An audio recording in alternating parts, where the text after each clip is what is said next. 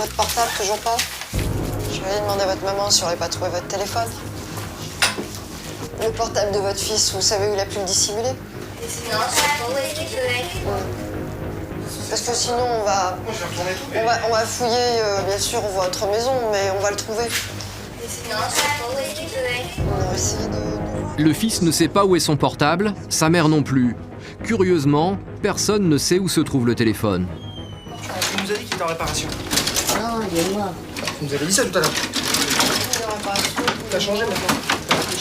Il change de version tous les 3 minutes, c'est une mine d'or, ce portable. Il sait très bien quel est l'enjeu pour nous. Donc même avec les menaces de faire venir son père qui a une certaine autorité, où on a fait intervenir la maman, on a fait sonner le portable. Vous voyez, il reste campé sur ses positions. Mais ce n'est que le début de la garde à vue. Je pense qu'après, la mémoire va lui revenir. Arras, il est 4h30 du matin. La ville dort encore, mais à la gendarmerie, c'est l'effervescence.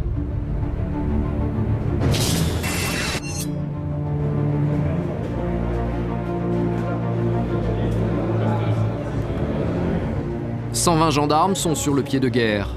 À leur tête, une femme, le commandant Valérie Lefebvre. Équipe saisie et cellule entrepôt. Face à elle, toutes les brigades au garde à vous. Alors, ce matin, il s'agit d'un important trafic de stupéfiants. Le produit en question, du cannabis, résine, herbe, plutôt du type amnésia. Vous intervenez en sécurité et souplesse. Lors des perquisitions, vous êtes minutieux, vous êtes rigoureux. On trouvera peut-être de l'héroïne, j'en suis quasiment certaine. À mon top, nous partirons sur nos cibles respectives. Les cibles, 12 trafiquants de drogue. Un réseau bien structuré qui revend chaque mois plusieurs kilos de cannabis dans toute la région. Après 8 mois d'enquête, la gendarmerie va mettre un terme à ce trafic. Ça fonctionne, chef, pour les radios? Vous êtes peut-être... Le commandant Valérie Lefebvre et ses hommes doivent faire vite. Dans la nuit, une colonne de véhicules de gendarmerie est repérable de loin. La mission est délicate, il faut interpeller en même temps 12 personnes dans des lieux différents. Dans le jargon militaire, on dit 12 objectifs. Proche de la Belgique et surtout des Pays-Bas, la région est une zone de trafic importante. La lutte contre la drogue est une priorité. J'attaque la délinquance de proximité sur tous ces fronts. Aujourd'hui, c'est la lutte contre les stupéfiants. Dans 400 mètres, prenez la première sortie. On va coller, parce que là on est à l'approche. 5h30, la colonne se disperse sur les 12 objectifs. Privilège du grade, le commandant Valérie Lefebvre s'est réservé la cible principale, la tête présumée du réseau. C'est un individu qui est connu donc, pour violence aggravée en 2009, qui a déjà eu affaire à la justice, et en 2010, qui est tombé pour des cambriolages de résidence principale. Les gendarmes arrivent tous en même temps sur leurs objectifs. 6h00, l'heure légale pour les perquisitions. Allez, c'est parti. Le commandant donne le top départ. Les 12 suspects doivent être interpellés en quelques secondes. Bonjour madame. Bonjour madame, gendarmerie. Qu'est-ce qui se passe? Il est dans son lit. La tête du réseau présumé vit chez ses parents. Il s'agit d'un jeune homme. Pris dans son sommeil, il est menotté en quelques secondes. La cible est là. Individu neutralisé. Neutralisé. Très bien. 6h05, début de garde à vue. Tête de réseau interpellée. Donc il n'y a que la maman et les sœurs. Le papa est parti travailler. En revanche, à quelques kilomètres de là, l'opération se complique. Votre frère, il est où? Je sais pas. Il est où votre frère? Mais je sais pas où il est mon frère. Allez, on continue, Yuri. Ça va aller. L'homme suspecté de stocker la drogue n'est pas chez sa sœur. Où est le suspect? Notre objectif, nous, en fait, n'est pas présent. Il y a sa sœur. Et lui passe à la route, mais on a 2 autres adresses à vérifier. En fait, le suspect vient d'être interpellé par une autre équipe. Il a passé la nuit chez ses parents qui ne semblent pas étonnés par l'arrivée des gendarmes. Vous avez été arrivé par qui? Vous avez travaillé? Vous avez travaillé? Mais pas de souci, vous pouvez y aller. Oui, ma vie. C'est bon? Leur fils est à l'étage. Jean national. Adjoint Delgrange, tu sais pourquoi on est là? Bah non. En fait, on vient ici pour un trafic de stupéfiants. Donc vous êtes mis en cause dedans. Donc 6h15, vous êtes placé en garde à vue. D'accord? Est-ce que vous êtes assisté à un avocat? Ouais, après, ouais. Après? Pour l'instant, non? Non, mais il peut venir, l'avocat, de toute façon. Pas de souci. Il assiste aussi à l'entretien. J'en ai pas besoin, c'est exactement pas.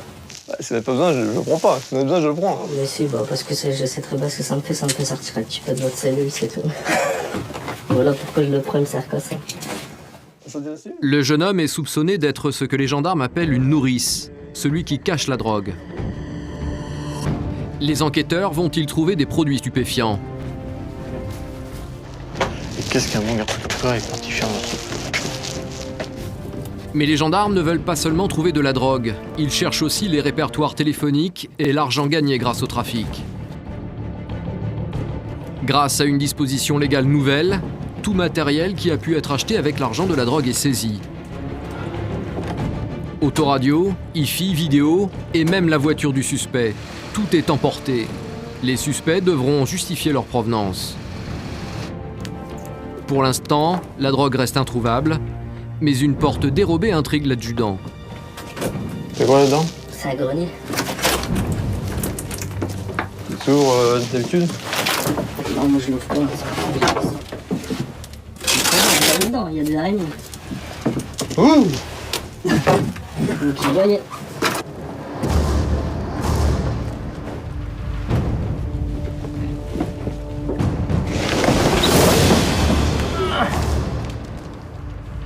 Le faux plancher n'a pas résisté. Ça fait toi? Ouais. Est-ce que tu veux partir? Le gendarme s'en sort bien, mais il n'a toujours pas trouvé de produits stupéfiants. Retour à quelques kilomètres de là chez le chef présumé du réseau. Pour trouver la drogue, les enquêteurs vont faire appel à un gendarme un peu spécial. Mais d'abord, le commandant doit prendre quelques précautions. Bon, il faut isoler les animaux de la maison, en fait, sinon le maître chien ne peut pas travailler. On peut les mettre dans le garage, aux animaux, madame? Je l'ai essayé, il faut que je les trouve. Vous avez essayé, d'accord. Tous les animaux doivent être évacués de la maison. Le maître chien ne va pas mettre en danger son chien, et notamment au niveau des yeux. Il est bien connu l'amour que portent les chats aux chiens. La voie est libre. Vic, le chien, peut entrer en action. C'est un des plus fins limiers de la brigade. Il est entraîné pour détecter de la drogue, mais aussi des billets de banque. Continue, tu cherches mieux. Il est formé sur l'encre et le papier des euros, en fait. Toutes valeurs fiduciaires confondues. Ça nous permet d'intervenir dans les trafics de stupéfiants, mais aussi dans les trafics de voitures, dans les travails dissimulés, la prostitution. Vic marque devant la table de nuit. Avec sa langue, il désigne le tiroir.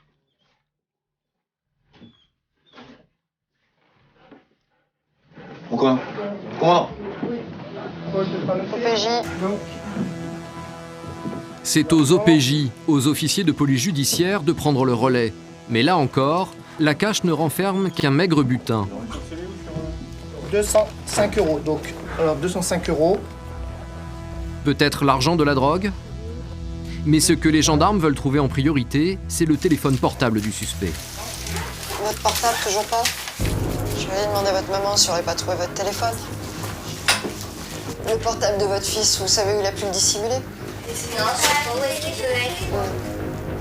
Parce que sinon, on va fouiller, bien sûr, votre maison, mais on va le trouver. On va essayer de... Le fils ne sait pas où est son portable, sa mère non plus. Curieusement, personne ne sait où se trouve le téléphone. On nous a dit qu'il était en réparation. Non, il est noir. Vous nous avez dit ça tout à l'heure. T'as changé maintenant. Il change de version tous les 3 minutes, c'est une mine d'or, ce portable. Il sait très bien quel est l'enjeu pour nous. Donc même avec les menaces de faire venir son père qui a une certaine autorité, où on a fait intervenir la maman, on a fait sonner le portable. Vous voyez, il reste campé sur ses positions. Mais ce n'est que le début de la garde à vue. Je pense qu'après, la mémoire va lui revenir. Pas de drogue, peu d'argent. Le bilan des perquisitions est décevant. mis ailleurs. Il savait très bien. Il se préparait à notre venue, il l'avait mis hier soir ailleurs. 8h20, Léon met fin à la partie. Ça, on ne trouvera pas. On y go. Le chef présumé et les 11 autres suspects sont tous conduits à la gendarmerie d'Arras pour être entendus. Les prochaines heures seront cruciales. Les suspects vont-ils passer aux aveux?